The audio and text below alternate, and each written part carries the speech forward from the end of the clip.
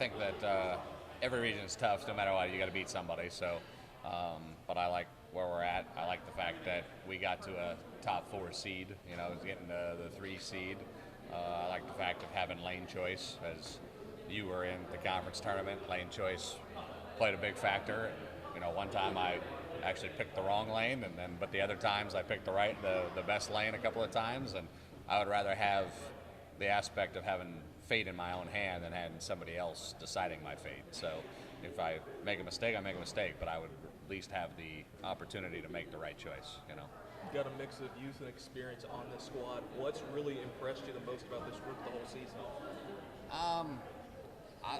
I was really impressed because we hadn't won a tournament all year, and our resiliency was pretty big. We were down a couple of times.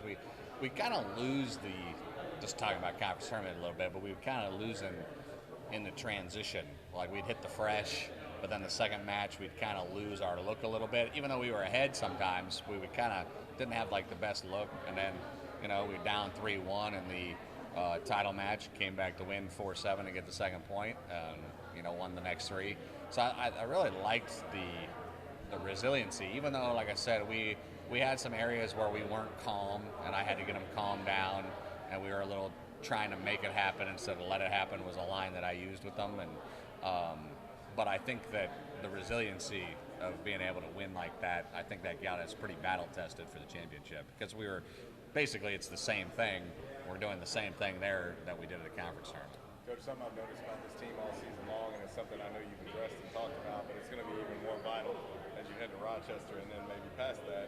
But with this team, one of the things that you see is oftentimes playing to the opponent that's to their left or right, not so much to the amount of pins in the lane itself, which is going to be very vital this time of year. And I'm not telling you anything you don't know, but how important is that, and how do you address that? That's very important. You can only control what you can control. You can't control what your opponent does, and so you got to have we use the line sometimes, putting the blinders on or the shades on, because your opponent, the lanes are hard. There's going to be pressure. Your opponent is going to throw what we call in our sport a nosedive or a Brooklyn, or they're going to roll a 2-pin. So they're going to get some breaks, and you just have to hope that you're also going to get some of those breaks, and it's all going to even out in the match, and then you make better shots than your opponent, and you come out on top. But got to definitely control what you can control, and that is something that needs to continue to be addressed. And it's obviously gets addressed, but it's human nature to want to look and see what's going on, and there is no defense, so you can't control it. But it definitely, we need to be better at that than we were, for sure. Maggie was, tournament MVP. How much have you been impressed with her making that jump first year in college bowling and just rolling as well as she has? Yeah, Maggie's a different, I would say, obviously a different talent that college bowling hasn't seen yet. Obviously, throwing the ball with 2 hands like Jason Belmonte, or that's been very prevalent on the men's side to being the top players in the world, and hasn't been prevalent on the female side, but it's coming. And one of the reasons why recruited her is I'm taking a lot of the philosophy of you got to be ahead of the game. It's an adapt or die, or be ahead of certain situations, and she has progressed, and it took a little while. Like first tournament of the year, she didn't go to Youngstown. Like she didn't make the travel team, and now it's progressed, and it's about taking her raw talent and harnessing it, and it's taken some time, and she's kind of gotten there, and it's kind of come out and been very impressive, and she can do some things like in the title match or whatever against Sam Houston for the conference tournament. There wasn't any lane left at all. She's got to throw it over the left gutter cap, and the last shot, I just told her, I was like, she 4-7 in the third frame, and the last shot, I was like, you got to go 2 and low left, and you got to loft it further. And I was like, kid, I know you can make this shot. And she made the shot.